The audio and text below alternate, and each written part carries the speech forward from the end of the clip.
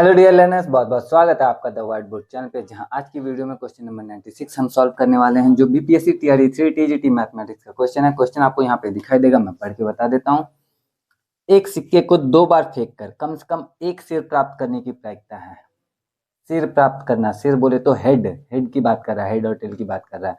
यहाँ पे ऐसे हिंदी में शीर्ष और पूंछ लिखा जाता था, लेकिन ये सिर लिख दिया है। तो हिंदी इंग्लिश थोड़ा सा अंडरस्टैंडिंग नहीं है इनका। बाकी हम समझते हैं कैसे हमल करने वाले हैं। देखो, किसी भी प्रायिकता को पता करने के लिए ना बहुत ज़्यादा सिंपल सी चीज़ है। 2 चीज़ें आप पता कर लो। आपका घटना क्या है, समष्टि समुच्चय क्या है। जब घटना पता चल जाएगा, समष्टि समुच्चय पता चल जाएगा, तो उसके बाद क्या करना है कि घटना में अवयवों की संख्या कितनी है वो पता कर लो, समष्टि समुच्चय में कुल अवयवों की संख्या कितनी है वो पता कर लो, और आपका जो प्रायिकता होगा उसका फॉर्मूला होता है पीई बराबर एनई बटा एनएस। ठीक है, फिर से समझते हैं थोड़ा सा।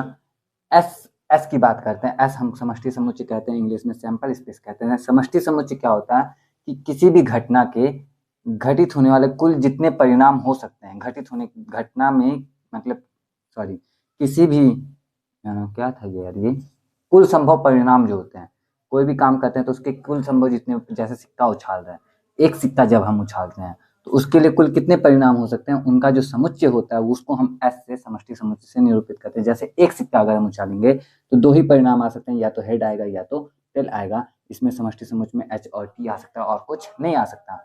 दूसरा चीज है कि अगर हम 2 सिक्का उछालेंगे तब क्या क्या परिणाम आ सकता है। तो इस केस में हमारे पास में या तो हो सकता है दोनों सिक्के पे हेड आ जाए, या तो हो सकता है दोनों सिक्के पे टेल आ जाए, या हो सकता है कि पहले पे हेड आए दूसरे पे टेल आ जाए, या ऐसा हो सकता है कि पहले पे टेल और दूसरे पे हेड आ जाए। इसके अलावा और कुछ नहीं हो सकता। तो एस में ये आएगा H H T T S T T H, यानी कुल कितने परिणाम हो सकते हैं। पहला परिणाम ये आ सकता है, दूसरा ये आ सकता है, तीसरा ये, चौथा ये। इस तरह से इसके जो कुल संभव परिणाम होंगे वो इसमें आ गए। और एन एस जो होगा, एस में कुल कितने अवयव हैं, 1 2 3 4, 4 अवयव हैं, तो एन एस बराबर हमारा 4 आ जाएगा।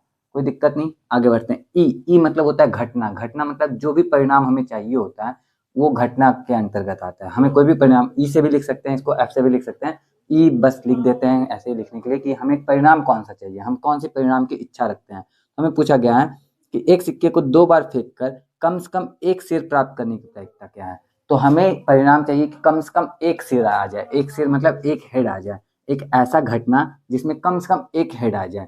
तो कम से कम एक हेड का मतलब होता है कि एक हेड तो होना ही चाहिए, तो इसमें कम से कम एक हेड है।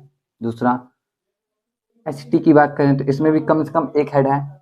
अगला टी एच की बात करें तो इसमें भी कम से कम एक हेड हमारा है।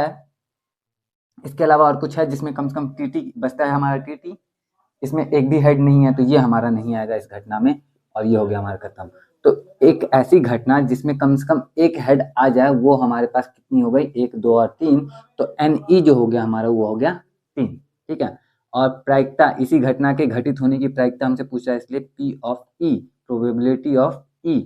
तो ये होता है हमारा number of E upon number of S. Number of E आया हमारा 3, नंबर ऑफ एस आया हमारा 4। इस घटना के घटित होने की प्रायिकता 3/4। अब ये 3/4 हमारे ऑप्शन में है या नहीं है, ऑप्शन बी में है, तो ऑप्शन बी पे हम करेंगे टिक। क्वेश्चन हो गया हमारा सॉल्व। आई होप कि ये आपको अच्छा लगा होगा, समझ में आया होगा। अगर समझ में आया, वीडियो अच्छा लगा तो वीडियो लाइक कर देना, कमेंट कर देना एक अच्छा सा प्यारा सा। और आज की वीडियो के लिए इतने ही, मैं मिलूंगा आपसे नेक्स्ट वीडियो में। टिल देन अपना ख्याल रखना, अच्छे से पढ़ाई करते रहना।